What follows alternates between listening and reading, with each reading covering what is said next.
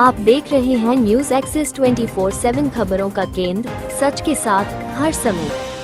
नए साल की शुरुआत, नई उम्मीदें और देश की अर्थव्यवस्था को नई दिशा देने वाला वो बजट जिस पर पूरे भारत की नज़रें टिकी हुई हैं।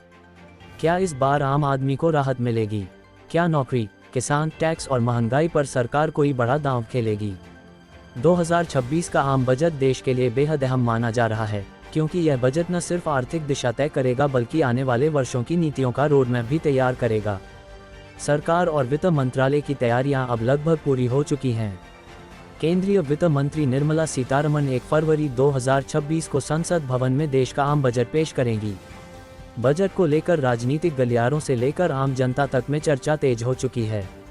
बजट सत्र की शुरुआत 28 जनवरी 2026 को राष्ट्रपति के अभिभाषण से होने की संभावना है। इसी के साथ संसद में आर्थिक एजेंडे पर बहस का दौर शुरू हो जाएगा।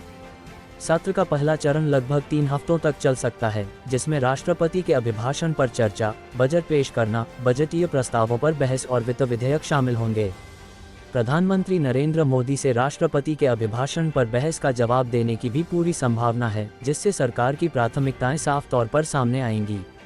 वहीं सत्र का दूसरा चरण करीब 4 हफ्ते तक चलने की उम्मीद है, जिसमें प्रमुख सरकारी विधेयकों को पारित करने और मंत्रालयों की अनुदान मांगों पर चर्चा होगी।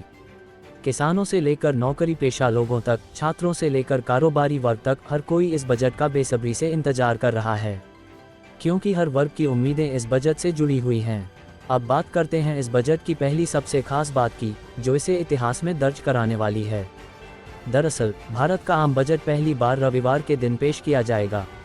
1 फरवरी 2026 को रविवार पड़ रहा है और इसी दिन बजट पेश होगा। खास बात यह है कि इसी दिन गुरु रविदास जयंती भी है, जिसकी वजह से कई राज्यों में छुट्टी रहेगी। आमतौर पर रविवार को सरकारी दफ्तर और शेयर बाजार बंद रहते हैं।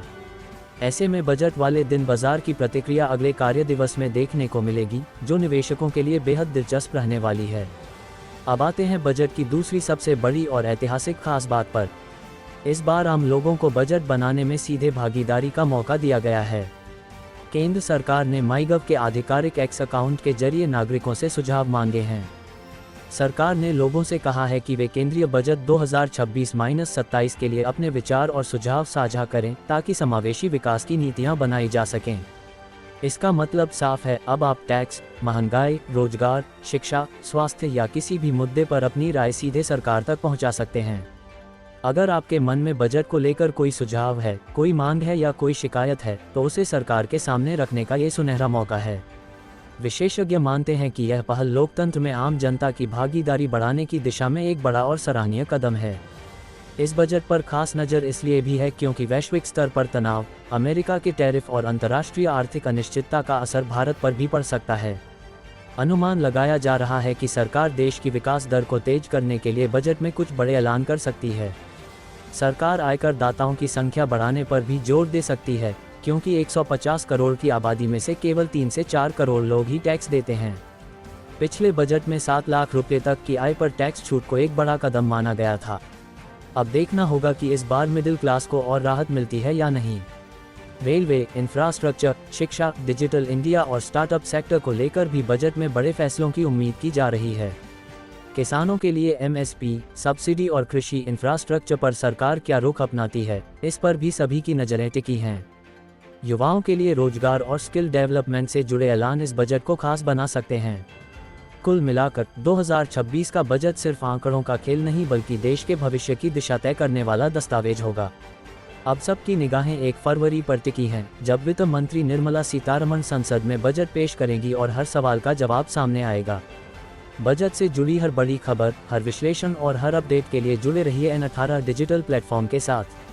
अगर आपको यह वीडियो पसंद आया हो तो इसे लाइक करें, अपने दोस्तों के साथ शेयर करें और चैनल को सब्सक्राइब जरूर करें। आपका एक लाइक, एक सब्सक्रिप्शन हमें और बेहतर कंटेंट लाने की ताकत देता है, इसलिए आप हमारे चैनल को सब्सक्राइब करें। वीडियो अच्छी लगी हो तो लाइक करें, कमेंट करें। जय हिंद, जय भारत।